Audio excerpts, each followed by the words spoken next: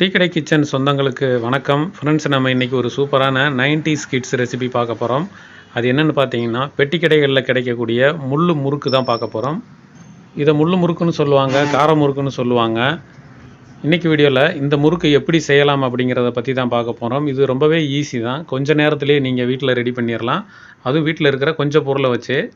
இந்த மாதிரி ஸ்நாக்ஸ் உங்கள் வீட்டில் இருக்கிற சின்ன குழந்தைங்களுக்கு ரொம்பவே பிடிக்கும். இப்போ வாங்க நம்ம இந்த முறுக்கு போட ஆரம்பிக்கலாம். வணக்கம். நமக்கு டீ கடை கிச்சன்ல இருந்து ஒரு ஸ்டார் முறுக்கு போட போறோம். வீட்டில் வந்து எளிமையா எப்போயும் போட்டு சாப்பிட்ற மாதிரி நம்ம ஒரு முறுக்கு போட போறோம். அதுக்கு தேவையான பொருள் பார்த்துக்கிட்டீங்கன்னா, ஒரு ஈரரிசி மாவை நல்லா அரைச்சி காய வச்சது நம்ம அதில் 2 கப்பு சேர்த்துக்கிறோம். இந்த முறுக்குக்கு அந்த ஈரரிசி மாவு தான் நல்லா இருக்கும்.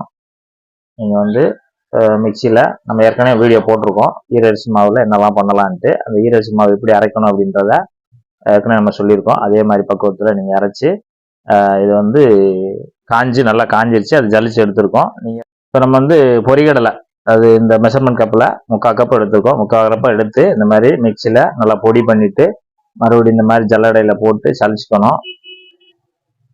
மாவுலேயே சேர்த்து சலிச்சுக்கோங்க. இந்த மாதிரி குருணை இல்லாமல் எல்லாத்தையும் ஜலிச்சு அதில் சேர்த்துக்கோங்க. இதுக்கு தேவையான அளவுக்கு ஒரு 1/2 ஸ்பூன் இருக்கும். இந்த ஸ்பூனில் 1/2 ஸ்பூன் ஓமம் சேர்த்துருக்கேன். எள்ளு, கருப்பு எள்ளு 2 ஸ்பூனு, 1 ஸ்பூன் வத்தப்பொடி காரத்துக்காக. இது கார முறுக்கு, ஸ்டார் முறுக்கு மாதிரி இருக்கும். கார முறுக்கு 1 ஸ்பூன் சேர்த்துருக்கேன். இந்த மாவுக்கு தேவையான உப்பு 1 ஸ்பூனு. எல்லாத்தையும் நல்லா கலந்து விட்டுருங்க. மாவோட ஒன்றா கலக்கிற மாதிரி கலந்து விட்டுருங்க. கலந்து விட்டுட்டு ஒரு ஓரமாக இருக்கட்டும். அடுத்து நம்ம இந்த முறுக்கு மாவு பிணையிறதுக்கு தண்ணி இன்னைக்கு வந்து சுடு தண்ணி வச்சு தான் பிணைய போகிறோம். இதில் வந்து மெஷர்மெண்ட் கப்பில் 3 கப்பு சுட வச்சுக்கோங்க. இது வந்து 2 கப்பு தான் தேவைப்படும். ஆமாம், கூட கொஞ்சம் வச்சுக்கிறதுனால தப்பு இல்லை. அதனால் கைவசம் தண்ணியை சுட வச்சுக்குவோம். தண்ணி இந்த அளவுக்கு கொதிச்ச உடனே ஸ்டவ் ஆஃப் பண்ணிடுங்க. அதாவது கொதிக்கிற தண்ணி எடுத்து நம்ம தேவை தக்கனதாக ஊற்றணும். ஏன்னா இது கிட்டத்தட்ட ஒரு 2 கப்புக்கு தான் தண்ணி தேவைப்படும். 1/2 கப்பு 2 கப்பு தான் தேவைப்படும். நம்ம 3 கப்பு வச்சுருக்கோம். கொஞ்சம் கொஞ்சமாக ஊற்றி மாவை கலந்துக்கங்க. சூடாக இருக்கும், இந்த மாதிரி ஒரு கரண்டிட்டே நீங்கள் கலந்துக்கங்க. இப்போ வந்து நம்ம வந்து ஈரரிசி மாவுலேயே காஞ்சதை ஜலிச்சு வச்சுருக்கோம். நீங்கள் அதேமாதிரி ஈரரிசி மாவு உடனே பண்ணீங்க அப்படின்னா அந்த மாவு வந்து ஒரு சட்டியில் போட்டு நல்லா லைட்டாக அந்த வறுத்துக்கலாம். வறுத்துன்னா கருகாத அளவுக்கு நல்லா பொழுன்னு வர அளவுக்கு வறுத்துட்டு நீங்கள் அந்த மாவை இந்த மாதிரி சேர்த்துக்கலாம். கொஞ்சம் கொஞ்சமாக ஊற்றி மொத்தமாக ஊற்றிட வேண்டாம். அப்புறம் நம்ம ஒன்று ஊற்றி பிணையும் போது தேவைப்பட்டால் நேரம் லைட்டாக தெளித்து பிணைஞ்சிக்கலாம். அந்த பார்த்துக்கோங்க. தண்ணி வந்து கிட்டத்தட்ட ஒரு பாதி அளவுக்கு மேலே தான் ஊற்றியிருக்கேன். அந்த தண்ணி வந்து எல்லா மாவுலையும் படுற மாதிரி கலந்து விட்டுக்கோங்க. சூடாக இருக்கிறதுனால நம்ம கரண்டி போட்டிருக்கோம். ஒரு 5 நிமிஷம் லைட்டாக, அதாவது பிணையிற அளவுக்கு சூடாக இருக்குது. பிணையிற அளவுக்கு கொஞ்சம் ஆறின உடனே நம்ம வந்து பிணைஞ்சிக்கலாம். அது வரைக்கும் நல்ல ஒரு தட்டு போட்டு மூடி வச்சிருங்க. இப்போ நம்ம சூடு குறைஞ்சிருச்சு, பிணைய ஆரம்பிச்சிடலாம். மாவை எல்லாம் சேர்த்து இந்த மாதிரி நான் சொல்கிறேன் என்ன கண்டிஷனில் வரணும்ட்டு. லைட்டாக ஆறி தான் இருக்கும். அந்த ஆறினதை லைட்டாக சேர்த்துக்க. கொஞ்சம் கொஞ்சமாகவும் நல்லா மாவெல்லாம் நல்லா அந்த காரம் உப்பு எல்லாம் கலந்துக்கிற மாதிரி நல்லா இந்த மாதிரி பிணைஞ்சு எடுத்துக்கோங்க.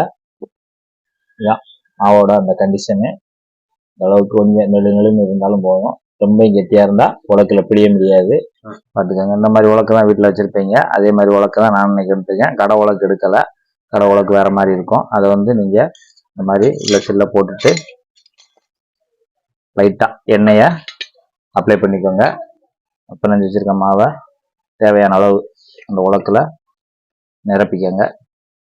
தண்ணியை தொட்டுக்கிட்டு தொலைச்சிட்டிங்கன்னா கையில் ஒட்டாது, மாவே ஒட்டாது. அதை எடுத்து அப்படியே நல்லா உலக்கில் சேர்த்துக்கோங்க. ஒரு 3/4 உலக்கு சேர்ந்தா முழுசாக வைக்க வேண்டாம். ஒரு 3/4 உலக்கு வச்சுக்கோங்க. பட் சீட்டை போட்டுக்கோங்க. பட் சீட்டை போட்டு அப்படியே ரவுண்டாக உங்களுக்கு என்ன சைஸ் வேணுமோ அந்த சைஸுக்கு நல்லா அப்படி சுற்றி விடுங்க.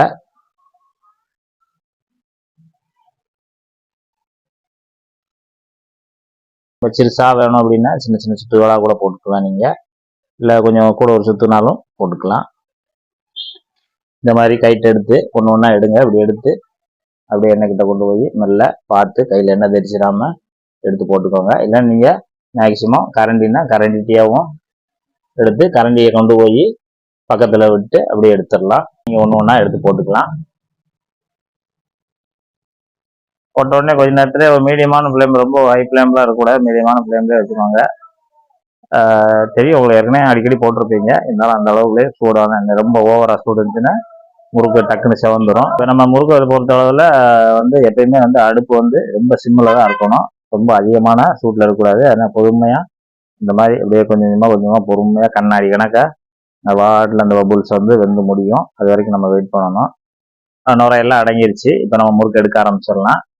அது ஒன்று ஒன்றாவும் ஒரு கம்பி வச்சுக்கோங்க. கம்பி வச்சு பொறுத்து எடுத்துருங்க. நல்லா காரசாரமாக நல்லாயிருக்கும் கார முறுக்கு.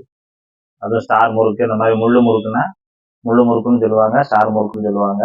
இது முள்ளு முறுக்கு மாதிரி இருக்கும். நல்லா சாப்பிட நல்லா நொறு நொறுன்னு அருமையாக இருக்கும். நம்ம போட்ட முறுக்கு நல்லா பார்த்துக்கோங்க, நல்லா கிறிஸ்பியாக நல்லா மொறு மொறுன்னு வந்திருக்கு. இவ்வளவு நேரம் வீடியோ பார்த்த எல்லாருக்கும் நன்றியை தெரிவிச்சுக்கிறோம். இதே மாதிரி நீங்களும் முறுக்கு போட்டு வீட்டில் சாப்பிட்டு பாருங்கள். நம்ம அடுத்து ஒரு சூப்பரான வீடியோவில் சந்திக்கலாம். நன்றி, வணக்கம்.